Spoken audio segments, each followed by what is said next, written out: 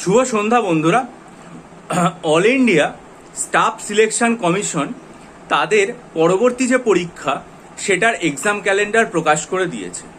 সেই এক্সাম ক্যালেন্ডারের মধ্যে খুব গুরুত্বপূর্ণ যে পরীক্ষাগুলো রয়েছে, সব পরীক্ষাই গুরুত্বপূর্ণ সেই সমস্ত পরীক্ষার্থীদের কাছে, কিন্তু যে পরীক্ষাগুলো সারা ভারত জুড়ে প্রায় সবাই দেয়, একটা হচ্ছে কম্বাইন্ড গ্র্যাজুয়েট লেভেল এক্সামিনেশন 2024, একটা হচ্ছে মাল্টিটাস্কিং নন টেকনিক্যাল 2024। সেগুলোর ক্ষেত্রে যেটা বলা হয়েছে যে সিজিএল জুন মাসের 24 তারিখে ফর্ম বেরোবে, ফর্ম ফিল আপ চলবে জুলাই মাসের 24 তারিখ পর্যন্ত, সেপ্টেম্বর অক্টোবরে টিয়ার 1 পরীক্ষা হবে। আবার 27শে জুন এমটিএস এর ফর্ম বেরোবে, 31শে জুলাই পর্যন্ত ফর্ম ফিল আপ চলবে, অক্টোবর নভেম্বরে এইটার যে প্রিলিমস বা টিয়ার 1 সেই পরীক্ষাটা হবে। তা এখন ভোট মিটে গেছে, সেন্ট্রাল স্টাফ সিলেকশন কমিশন তারা ক্যালেন্ডার প্রকাশ করলো।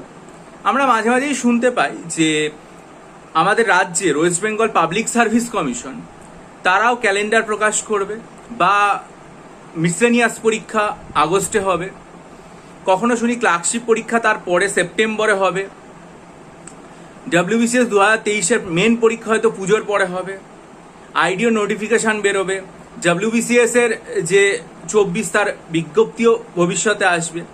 কিন্তু এই যে এতগুলো গুরুত্বপূর্ণ পরীক্ষা, সেগুলো কখন হবে বা সেগুলোর সময়সূচি কি হতে পারে, সেটা যদি পরীক্ষার্থীদের আগে থেকে জানা থাকে, তাহলে তাদের ব্রেনের মধ্যে একটা ম্যাপিং করে নিতে সুবিধা হয় যে তারা ঠিক কোন রাস্তা দিয়ে বা কোন ট্র্যাক ধরে সঠিকভাবে এগিয়ে যাবে নিজেদের প্রস্তুতি এবং পরীক্ষায় সাফল্য লাভের উদ্দেশ্যে।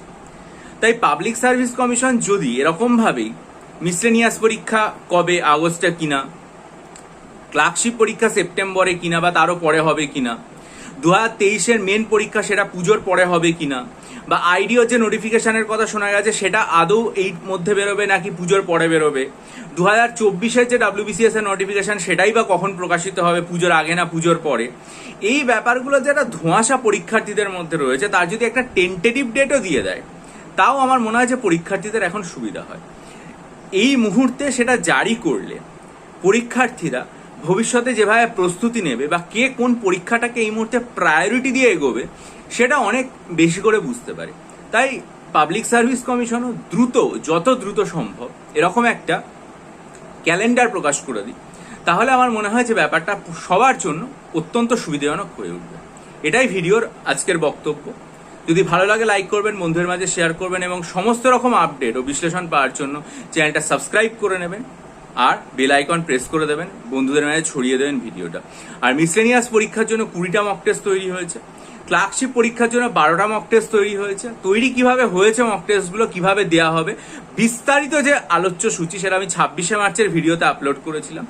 অনেক পরীক্ষার্থী নিয়েছেন এবং উপকৃত হয়েছেন। আপনারাও যদি নিতে চান তাহলে ভিডিওটা খুব মনোযোগ দিয়ে দেখে আমার সাথে যে প্রদত্ত ইমেল দেওয়া আছে ডেসক্রিপশন বক্সে, সেটা দেখে আমার সাথে ইমেলের মাধ্যমে যোগাযোগ করবেন, তারপর আমি বাকি পদ্ধতিটা বলে দেবো।